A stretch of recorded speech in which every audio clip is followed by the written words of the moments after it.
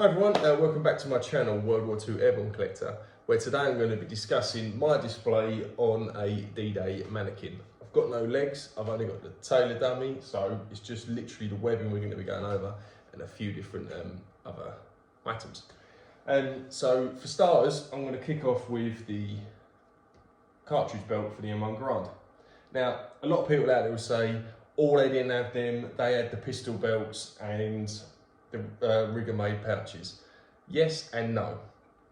So there is actual photograph evidence out there of these M1 cartridge belts being used, as well as all the rigger made pouches that they use as well.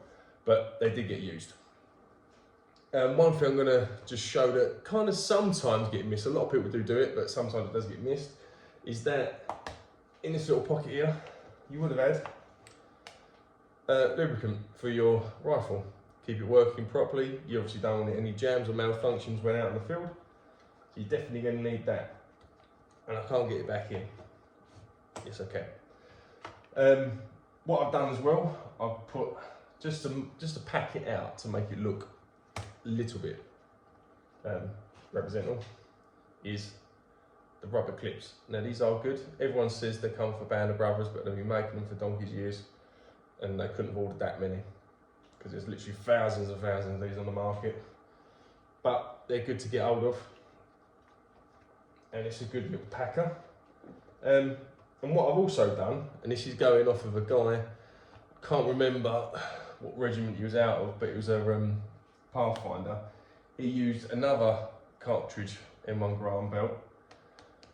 Instead of using a bandolier, he then used that for extra ammunition, which I think looks really cool. And I thought, I'm definitely doing that, which I've done. The jacket, by the way, is reproduction. Unfortunately, I haven't got a original reinforced jacket. It's something I want to get, but at the minute I don't own one, so I've just put a repro one on this. There is an original woolen shirt, which they would have worn. I know a lot of people put like the PT white shirt on. Some did, but if you look at a lot of original photos, they've all got a woolen shirt underneath, and even on some of the job lists of equipment they had carry, there's a shirt. Sometimes they carry two shirts, one in the music bag as well. Suspenders, obviously, to keep all this together. I'm sort of just picking random things. I'm not really going in an actual motion. And then on the suspender belt, I've put a compass, and this is the waterproof compass pouch. And it's like a waxy sort of material. It's a canvas, but it's like waxy. If I can get this out, I can show you the compass inside, which is here, a nice one. I've got a video on my channel about the compasses and stuff. So, compass in now. Now, controversial, put a holster on mine, just because I've got a Colt 45 and I think it looks really nice and I like it. That's the only reason why I've got it on here. Probably shouldn't be on here, if I'm honest, but I like it, so I put it on it. So I like to make that clear, not every airborne shoulder had a Colt 45, but some did and some didn't. Always the argument, but I like it, so I've got it on mine. So then I've got the Colt 45 ammunition pouch put onto their M1 Garand belt.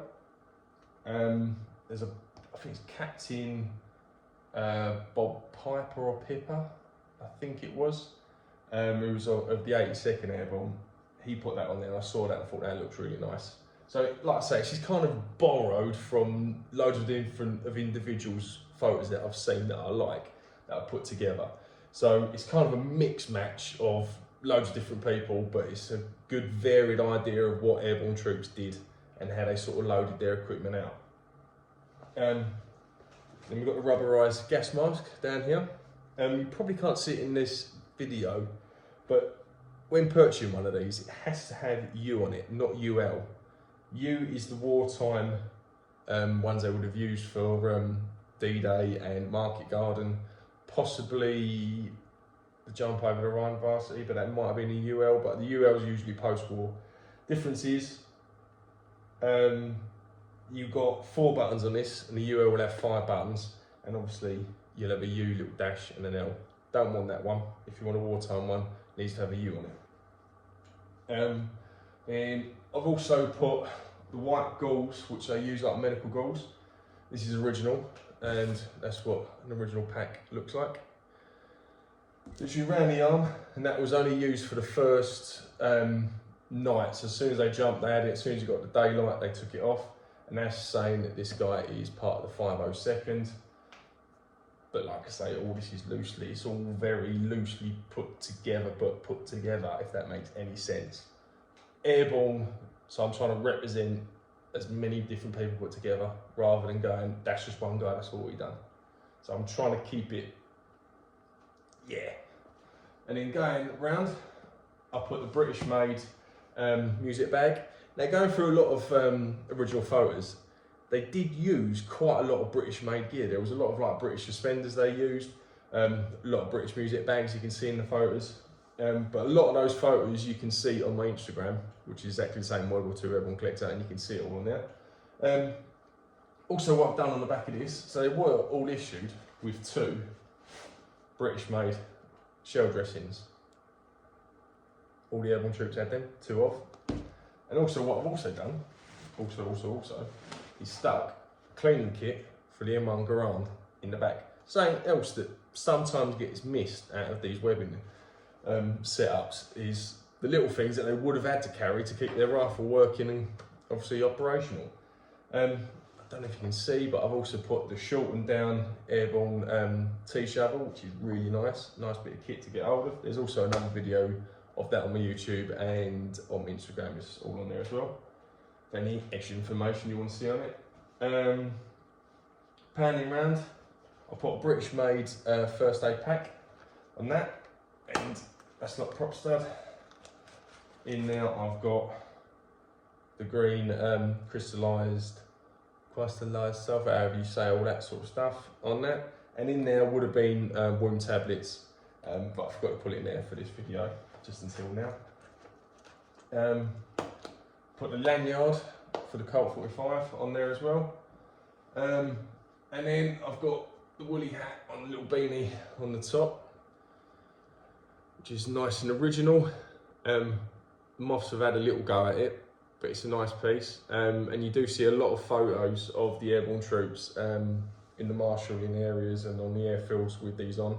Because it would have got really cold obviously on the plane, especially. Yeah, so like I say, it's a little display of what I've put together. It's a mixture of different airborne soldiers or paratroopers that I've seen in all original photographs from D-Day that I've kind of merged their webbing style together. I can do a better one with more, obviously, everything else they would have carried bolted on. If there's anything else you'd like to know, please give me a message and I'll be sure to get back to you. And I'm going to try and keep these videos rolling, so hopefully my content will get much better. But thanks for watching. If you got this far and you ain't got too bored, cheers, thank you.